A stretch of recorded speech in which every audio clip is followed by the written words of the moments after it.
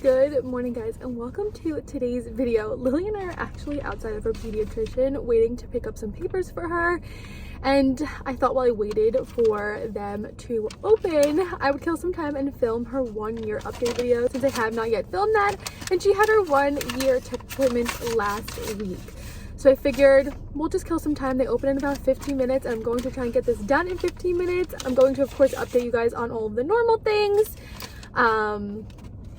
Obviously her growth, eating habits, sleeping habits, development, some things that I talked to with the pediatrician, some things that we are going to be doing for her, and just give you guys a little Cliff Notes version of everything that is going on with Lily now that she is 1 year old, which it's just so insane that I can say I have a 1 year old. I'm still gonna say that she's 12 months old because I firmly believe up until they're 2, the months really do matter. There's such a difference between like a 12-month-old and a 15-month-old, but they're still 1 year old, both of them. I'll still refer to her as 12 months old. We actually don't go back to the pediatrician until she's 15 months old. And we haven't been since she's been 9 months. So I think in this 9-month to 12-month transition, there have been a lot of things that have gone on with her that I'm very excited to update you guys on. And I am hoping to work on a lot of things with her between now and a 15-month update, which of course I will film in the future. But today we're focusing on 12-month-old little Lily. She is down here playing with some papers she found in my side, like little, what are those called? Compartments in my passenger door. She pulled those out. I brought her up here in the front with me so that she can play while I do this, and I can try and keep her content and awake because she's been waking up early, which I guess we'll start with that. I actually went ahead, I always go ahead and rewatch the boys' monthly update videos, and in their 1 year update video I mentioned how they were going through early morning wake ups, and that is something that little Lily has been going through for the last 8 days. Today she actually did pretty good and she slept until around 6:30, which is pretty good for her. I'll take 6:30, I'll take 6:15. But the last 8 days before today, she was waking up before 6 a.m. I'm talking like 5:40, 5:50. I think one day she even woke up as early as 5:30. So that's something that we're dealing with, and I'm hoping it's just a fluke or just something that goes on during this period of time, because like I said, this is something that the boys went through. So I'm just hoping that it's something that she gets over pretty quickly because she is a pretty good sleeper. I'm going to jump back quickly. I try and keep things in the same order whenever I do these update videos, so I'm going to quickly touch on her growth. She is 25, almost 26 pounds, and she is almost 32 inches long. I forget what percentile that is. I will go ahead and put it up on the screen right here. I'm so sorry for like me being washed out. I mentioned this in one of my past videos that I'm playing around with the settings on my camera. But she is almost 26 pounds and almost 32 inches. I forget what percentile that is. I'll put that up on the screen here, as well as comparisons with the boys. My friend Casey's fiance came to Lily's birthday party, her first birthday party that we had, and he was like, I just have to tell you, you make some chunky babies, because even the boys at this age, it is very interesting to see that Lily and both Jack and Ben have consistently been around the same weights and lengths at the same milestones that they've hit. Even though the boys were born 1 month premature, they've always been around the same weights at the different like month milestones. And I just make some chunky babies. I always get comments on how big and chunky Lily is, and I never take offense to them. Some people say like, I don't mean to be rude, but she's a big girl, and she is a big girl. It definitely is taking its toll on my back now that I still am carrying her around fully at 12 months old. I'm hoping in the next few weeks, which I will jump into this later on in the video, we can get her moving a little bit more. But she's a big chunky girl. She is now eating 3 bottles a day. We have fully transitioned her over to whole milk, and I started doing that around like 11 months old, and I did it the same way that I did it with the boys, where I very slowly would switch the ratio in her bottles. So it went from 8 ounces of formula to 6 ounces of formula and 2 ounces of whole milk, and then 4 and 4, and then slowly dwindled it down to where it was no formula and all whole milk. And she's been consistently drinking all whole milk bottles, I would say, for the last like 2.5, even maybe 3 weeks. She transitioned over to it really well, and it was something that I had no trouble with. She didn't really see a difference in the flavor or anything of it, and so she wasn't against it even one of the first few days that we transitioned. I can't remember if the boys liked it right off the bat, but she liked it right off the bat, and I did like switch the ratios of her bottles pretty quickly. With the boys, I think I did like a full week of 6 and 2 and then a full week of 4 and 4. I think I would do like 2 or 3 days of each, and once I saw her consistently drinking those bottle ratios, I just went to the next. And she transitioned, I think, in like 3 weeks time. It was a very easy and seamless transition with her. Up until her 1-year appointment, she still was drinking 4 bottles a day. But at her 1-year appointment, we decided to drop her down to 3 bottles a day. When going back and watching the boys' 1-year update, they were drinking only 2 bottles a day, but they were very, very good, solid eaters. They ate breakfast, lunch, and dinner, 3 square meals a day with a main and 2 sides, and they would always consistently clear their plates. The boys were very good eaters, and they would eat anything and everything that I put down in front of them. Lily, I don't think you should be playing with mommy's umbrella. As for Lily, I have mentioned it a few times that she is a little bit more of a picky eater, and so to get her wanting more solids, the pediatrician felt that I needed to keep her hungry. So I did, like the day after her 1-year appointment, switch her to 3 bottles a day. She takes 8 ounces in the morning because the mornings for me are the most hectic, and between getting her up, getting the boys up, packing lunches, eating myself, getting ready, getting the boys ready, I don't really have time to sit down and give her breakfast. So she drinks a very big bottle in the morning to keep her full. Then she drinks a smaller bottle after her first nap, which is 6 ounces, and then shortly after that she'll have her lunch. Now, she has been doing a lot better with eating solids, and it did take quite some time. I introduced solids to her around like 6 months old, and then around 9 months old, more whole solid foods. And it wasn't until the last few weeks that she really has started to understand the whole chewing and swallowing process. So she'll eat eggs, she'll eat pancakes, she'll eat French toast. She loves the Purdue little like popcorn chickens. Love those. I cut those up for her. I'm still trying to get her used to the textures of whole fruits and vegetables. So typically what I'll do is I'll give her like eggs, pancakes, French toast, chicken, anything, and then follow it up with a baby puree just to make sure she is getting fruits and vegetables in her diet.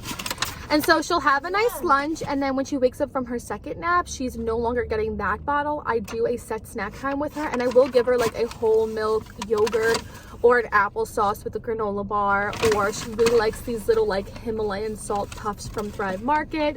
Anything that will fill her up that is not a whole milk bottle. I do give her a lot of water throughout the day, and that is typically around 3:45, 4 o'clock, and then around 5:45 she will eat her dinner, which again will be a solid and followed up by a puree, and then she gets 1 more bottle before bed, which is usually about 6 ounces. The pediatrician really wants me to keep her at about 20 ounces of whole milk a day. So she gets 8 in the morning, 6 in the afternoon, and 6 in the evening, and then throughout the day she does drink a lot of water. I don't remember the boys drinking as much water as Lily does at this age. She really mastered the Bear sippy cup, the straw sippy cup that we use for water, and I fill that thing up to the top, and she will completely finish it by the time it is dinner time, and sometimes I have to fill it up again to give her even more. So she is a great water drinker. So I know with the amount of whole milk that I'm giving her, she is drinking a lot of water. That keeps her nice and hydrated, which definitely helps to combat constipation, which is something that the boys dealt with at this point in time. So she gets 3 bottles a day, 2 meals a day, 1 set snack, and of course a lot of water throughout the day, and that is what's working with her. And it's clear that she's not lacking. Like, she is growing, she is thriving. Like I said, she's almost 26 pounds. She's a big girl, so it's not like she is not gaining weight or isn't sustaining herself with the amount of food she's eating. But I definitely have seen improvement over the last few weeks, and it does make me excited to know that she's actually eating and enjoying whole solid foods. And we're slowly going to keep building those up and introducing new foods along with safe foods. So typically she really likes eggs. I'll give her eggs with fruit on the side. She actually had some blueberries the other day, which were really good. She had a few bites of strawberries yesterday. So I'll typically do a safe food with a new food on the side to help introduce those things to her. So that's her growth and her eating habits. When it comes to her sleeping habits, she's still taking 2 naps a day, which the boys were doing around this point in time. She takes her first nap around 3 hours after she wakes up, unless she has an early morning waking. I never put her down before like 9:20, 9:30. So if she is waking up early, she is being pushed like 3.5 hours typically to make it to her first nap. And then her second nap is usually 3 to 3 hours and 15 minutes after she wakes up from her first nap. And then bedtime is usually like 3.5 to 3 hours and 45 minutes after her second nap. So her typical first nap nap is anywhere between like 9:20 and 10. Her second nap is anywhere between like 2 and 2:45, and then bedtime is typically anywhere between like 6:45 and like 7:15.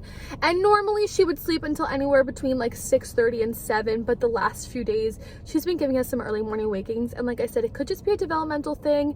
It could be that we don't have any AC in the house right now, and it is very warm in her room, and so I feel like that's disturbing her a little bit. I have a very strong fan blowing on her, which I think sometimes wakes her up, and then it's hard for her to fall back asleep. She's also teething. She's still getting her first top tooth in, and she's been sick over the last few weeks. She had a very bad ear infection. We think that she had like strep throat or scarlet fever the last few weeks. She actually had a reaction to amoxicillin, which she's taken 2 times before this, but she took 1 dose of it 2 weeks ago and then wound up throwing up and broke out in a horrible itchy rash. So we were dealing with switching over her antibiotics and getting her over this ear infection and then the teething, and it's just been a lot for her. So I'm definitely giving her some grace during this time, and it's very easy to adjust her schedule because she is able to stay up between 3 and 3.5 hours. My phone just fell. It's very easy to adjust her schedule. See, I don't know why this setting on my camera for some reason blows, like makes me so like blown out and white. But her schedule has been pretty consistent over the past like 4+ weeks. She's been on this 2-nap schedule and she's been doing really well with it. So that is her sleeping habit and like her daily schedule. When it comes to her like growth and development, like I mentioned, she's still getting her first top tooth. She has 2 bottom teeth, but she's still getting her first top tooth, and it has yet to pop through yet. She's very vocal. She can of course still say like mama, dada, rubber, pop, nana, which I think is what she calls Jane, even though we call her grandma. That's like her name. Like my mom is Mimi and Harris's dad is Pop. We just call Jane grandma, but I think she calls her Nana sometimes because she consistently does that. And she is now saying bye, which is really cute, coupled with a wave. She can wave, she can clap, she can point. She has her pincer grasp down, but is still having difficulty feeding herself. When it comes to mealtime, I am predominantly the one feeding her, unless it's like a snack that she's sucking on, which I'm gonna go into like concerns that I brought up to the doctor in a minute. But yeah, those are the words she can babble. She's very vocal, very happy. Aside from when she's sick and has ear infection, she's a very content baby. It's very easy to fill her needs when she is crying or upset over something. It's very easy for me to determine what she's upset with and fix it. She is a pretty independent player baby. I'll set her down on her playpen and she loves to just sit in there and dump out her baskets of toys and play with her toys and watch a little bit of either Baby First or Miss Rachel. But with this last time of her being sick, it was about 4 or 5 days where I really held her for most of the day because she was so itchy and uncomfortable. I would sit there and rub her head or her back to itch her. She also had a really high fever. When she had this whole ear infection situation, I wrote it off as just teething, so we did put it off for a few days, so she was pretty uncomfortable. And I definitely think over those 4 or 5 days of me holding her for most of the day, she got very attached to me. So she does have a lot of stranger danger right now, even towards like Harris and Harris's parents. She really doesn't want anybody else to hold her but me, so that's definitely something that I need to work through with her, because before this she was a very independent baby and would really go to anybody, but now she's very attached to me because she was sick and I was the one who cared for her. So that's something that we're working through. But aside from that, she does really like to sit and play with her toys. She has really good hand-eye coordination. We have one Love Every toy that she's obsessed with now, where you can put a ball into the little hole and then like it rolls back down. She loves doing that. She loves playing with like any kind of stacking cup, anything she can bang together. She really likes all the boys' toys, which of course she would. Most of them like light up and make noises, so she loves those kinds of things. I'm trying to think what else before we jump into like the bulk of her little update. Hi baby. She's wearing size like 12 to 18 or 18 to 24 month clothing, still size 5 diapers.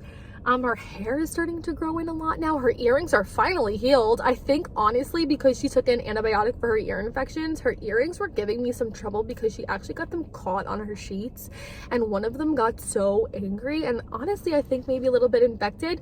The antibiotic she took for her ear infection definitely helped her earrings, and now those are completely healed.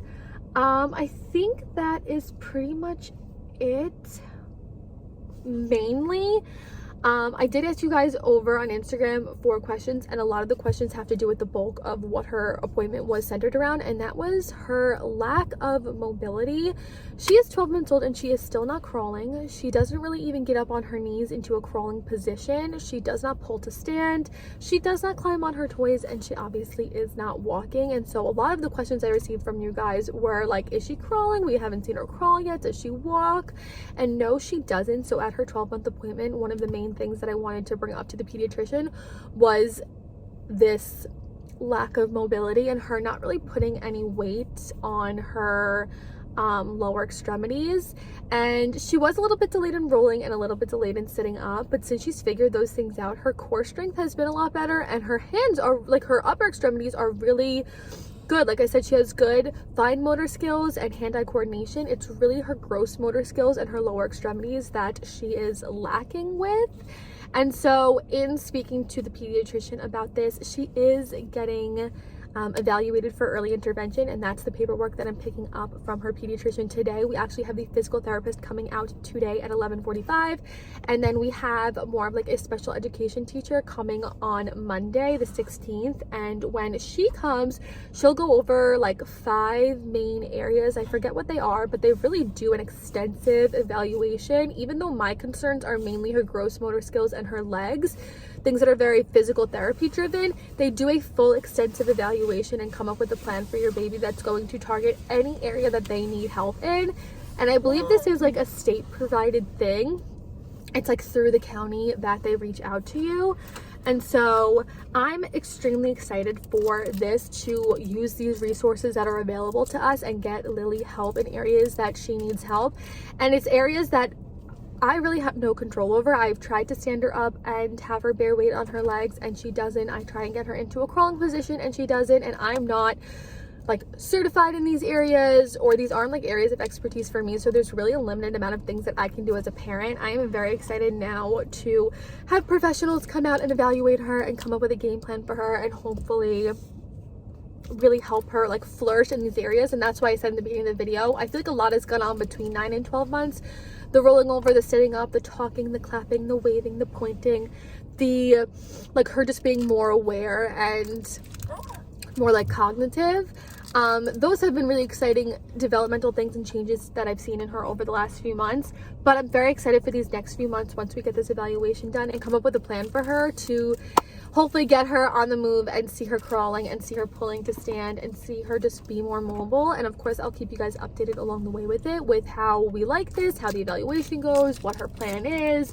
And if any of you out there have concerns with your babies about different developmental milestones, if I can ever be of any like give advice to you guys or just be like an example for you, I'm hoping that's what I can be, because this is uncharted territory for me.